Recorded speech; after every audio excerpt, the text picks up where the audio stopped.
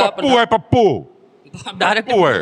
अरे डायरेक्ट के जो बात सही है सही है। एक मकसद होता है किसी प्रकार सत्ता में वापस आना, सिर्फ ये पप्पू रहेगा, जिंदगी भर रहेगा, उसका खानदान खत्म है, शादी हुई नहीं, बच्चे। बेरोजगारी तो बहुत नहीं है, लेकिन जो है अब जबरदस्ती विपक्ष ये सब मुद्दा बनाते हैं। भ्रष्टाचारी, महंगाई और बेरोजगारी, कोई भी सरकार आ इनका सिर्फ उद्देश्य होता है कि परिवारवादी पार्टियां कैसे पुनः सत्ता में। महंगाई है तो कार्य क्यों निकल रही हैं? ये कहाँ का मुद्दा है? और 91 के जितने भी आप लोगों को उठा लीजिए, क्या सब कलेक्टर हैं या सब जो है सरकारी नौकरी में? अखिलेश यादव जी के बारे में क्या सोचते हैं, समाजवादी पार्टी के बारे में? अखिलेश यादव को भी विरासत में मिला है, उनको भी काम बहुत अच्छा किया था। अगर तुष्टिकरण की राजनीति ना करती तो शायद ये और आगे हो जाता। मेहनत कर रहे हैं आप लोग कि वहां तक पहुंच जाए, लगता है, उम्मीद है? मैंने 100% 400 पार होंगी सीटें। यूपी में कितनी आए? यूपी में कम से कम 70 सीटें आएंगी। 70 सीटें। 10 सीटें क्यों छोड़ दे रहे हैं? 10 सीटें अब थोड़ा अब जो है कांग्रेस है, सपा है और बसपा है, इन सब के लिए छोड़े दे रहे जैसे हैं। आंकड़ा है कि कौन सी हारने जा रहे हैं, नहीं, मतलब हारने कोई नहीं जा रहे हैं, बाकी 5 लाख जी राजनाथ सिंह जीतेंगे इस बार? जी बिल्कुल तो बिल्कुल। भाजपा ने ऐसा क्या काम किया कि आप लोग इतना संतुष्ट हैं? कुछ लोग बहुत नाराज हैं कि रोजगार की बड़ी चिंता है कि युवाओं को जो है बेरोजगार कर दिया गया है, आत्मनिर्भर के नाम पे उनसे पकौड़ा तलाया जा रहा है। क्या ऐसा लगता है कि समाज में ये सब चीज़ें हो गई हैं, शिक्षित बेरोजगारी की बहुत बड़ी बात होती है? बेरोजगारी तो बहुत नहीं है, लेकिन जो है अब जबरदस्ती विपक्ष ये सब मुद्दा बनाते हैं। आपके हिसाब से बेरोजगारी नहीं हाँ, बेरोजगारी कुछ नहीं है। है आपको? मैं तो बस यही कहूँगा, आपकी बार 400 पार।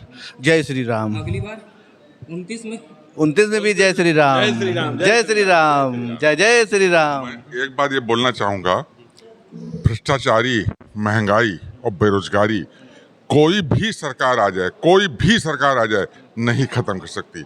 इसका सबसे बड़ा कारण जनसंख्या वृद्धि है। जनसंख्या रोक लग जाएगी, बेरोजगारी अपने आप कम हो जाएगी, महंगाई अपने आप खत्म हो जाएगी, क्योंकि संसाधन हमारे पास उतने ही है। तो हम बेरोजगारी का मुद्दा कहाँ से लाते हैं? अभी जैसे जनसंख्या पे कानून बनने लगे तो तुष्टीकरण का आरोप लगने लगता है कि भाजपा जो है मुसलमानों के खिलाफ चली जा रही है।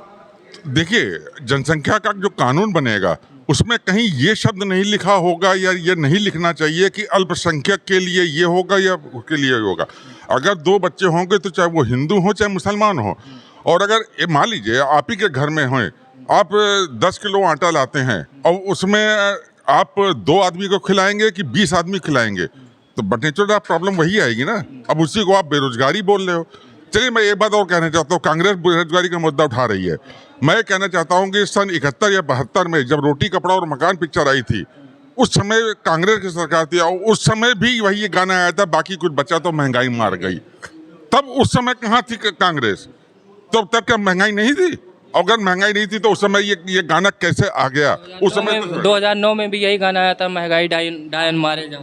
महंगाई, तो फिर इसका मतलब महंगाई कहाँ पे है? जो चीज जिस समय आदमी एक साइकिल नहीं ले पाता था, एक घर में एक साइकिल नहीं होती थी, और आज की डेट में हर घर में 2-2 मोटरसाइकिलें हैं, किसी के पास 2-2 कारें हैं, और वो भी कारें ऐसी ऐसी हैं कि आप मतलब जिसका लाखों का है।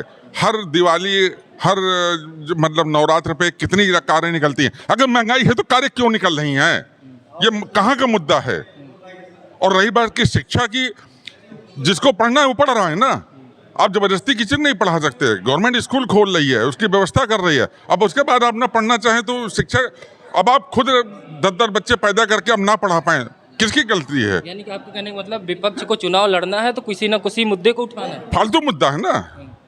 मैं ये कह रहा हूँ, मेरी उम्र आज से 52-54 साल है। मैं 91 का ग्रेजुएट हूँ। 91 में उस समय सरकार जो थी वो कांग्रेस की थी। 91 के जितने भी आप लोगों को उठा लीजिए, क्या सब कलेक्टर हैं या सब जो है सरकारी नौकरी में हैं? अरे फालतू की बात करना है। आप उस चीज को नहीं देख रहे हैं कि जो तुमने मुद्दा उठाए थे इंदिरा गांधी के समय से, वो गरीबी कम होगी। आज तक गरीबी हटाओ, आज तक कितनी गरीबी हटी है? 10 साल के आज बीजेपी कब आई है? 2014 एक बार तो 1999 4-5 साल।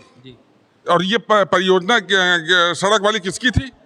अरे तुम सब कर गए होते तो आज इनको क्या जरूरत थी मोदी जी को कुछ करने की? शौचालय तुम बनवा गए होते तो मोदी जी को शौचालय की जरूरत थी? 4 लेन तुम कर गए होते तो इनको जरूरत थी? जब तुम कर ही नहीं गए तभी तो आज कर रहे हो। जब तुम्हारे बाप दादा अगर 4 मकान दे देंगे तो तुम किस काम करोगे? तो क्यों बनवाओगे? क्योंकि तुम्हारे पास है। आप लोग राहुल गांधी को क्या देश का पप्पू है, पप्पू डायरेक्ट पप्पू है। अरे डायरेक्ट के जो बात सही है, पप्पू है। इसको ना बोलने की तमीज है, ना उसको नॉलेज है, ना उसको तमीज है। विरासत में मिली चीजों को आप दिमाग विरासत में नहीं मिल सकता है। तो इसलिए वो पप्पू है, पप्पू रहेगा, जिंदगी भर रहेगा। उसका खानदान खत्म है, शादी हुई नहीं, बच्चे हुए नहीं, खानदान खत्म। अखिलेश यादव जी के बारे में क्या सोचते हैं, समाजवादी पार्टी के बारे में? अखिलेश यादव को भी विरासत में मिला है, उनको भी कौन सा तमीज है? मैं तो बात तमीज है। बाहर से पढ़ करके आ गए हो और पढ़ने के बाद आप जो चीज़ों को लागू करना चाहे, बेसिक मुद्दे को लागू करना चाहते, आप कर पा रहे हो?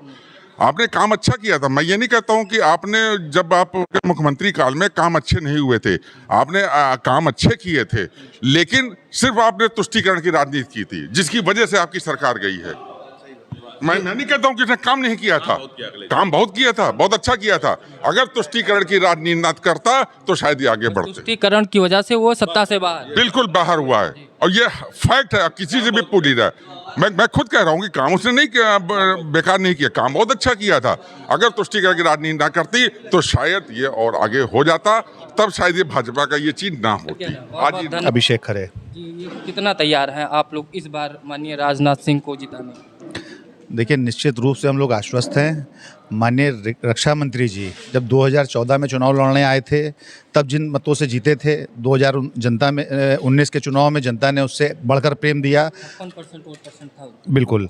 और इस बार हम लोग पूर्ण रूप से लखनऊ का जन जन आश्वस्त है कि माननीय रक्षा मंत्री जी ऐतिहासिक मतों से, मैं तो ये कहूँगा कि पूरे भारतवर्ष में सबसे अधिक मतों से चुनाव जीते, ऐसी हम सबकी जो है प्रार्थना भी है। और निश्चित तौर पे वो एक ऐतिहासिक और रिकॉर्ड मतों से भी चुनाव जीतने वाले हैं और कहीं पे कोई जो है संघर्ष नहीं है। जैसे लखनऊ को बहुत ही सेफ सीट मानी जाती है भाजपा के लिए, जैसा कहा जाता है, तो क्या बड़े नेता सेफ सीट चुनते हैं? जैसा कि अभी विपक्षी के नेता आरोप लगा रहे थे कि भाजपा के जितने भी नेता हैं वो अपनी सेफ सीट को चुन लेते हैं और जीत जाते हैं।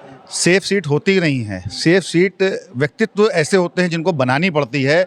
आज अगर लखनऊ को आप सेफ सीट की संज्ञा दे रहे हैं तो निश्चित रूप से आप उसके पीछे मूल्यांकन करिए कि माननीय रक्षा मंत्री राजनाथ सिंह जी ने उसके पीछे कितना कार्य किया है।